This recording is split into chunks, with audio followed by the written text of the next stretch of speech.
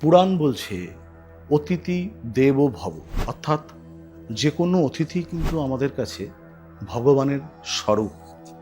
কি করলে আমরা অতিথি কিভাবে আপ্যায়ন করলে নিজের গৃহের মঙ্গল ঘটাতে পারি জানব।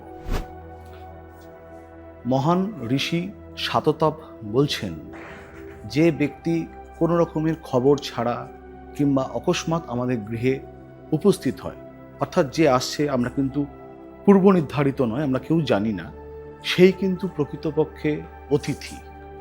আর শাস্ত্র বলছে সেই ধরনের অতিথিকে যদি আমরা দেবতা জ্ঞানে যদি বাড়িতে যদি আপ্যায়ন করতে পারি, যদি তার যেরকমভাবে তাকে তার স্থান দেওয়া কিংবা সে যেটা পছন্দ করছে আহার আদি যদি আমরা দিতে পারি, ঠিক ভগবানের যেরকম আমরা পুজো করি শ্রদ্ধা চিত্তে, সেরকমই অতিথিকে যদি আমরা আমাদের গৃহে হঠাৎ করে আসলে তাকে যদি আমরা শ্রদ্ধা চিত্তে যদি তাদেরকে আমরা বাসস্থান, অন্ন, খাদ্য, আহার দিয়ে তাকে যথাযথ সম্মান জানাতে পারি, তাহলে কিন্তু গৃহের মঙ্গল হয়। তাই বলবো অতিথি দেবো ভব, অতিথিকে কেউ অসম্মান করবে না। এখনকার দিনে তো মানুষের বাড়িতে গেলে অনেকে উষ্মা প্রকাশ করে।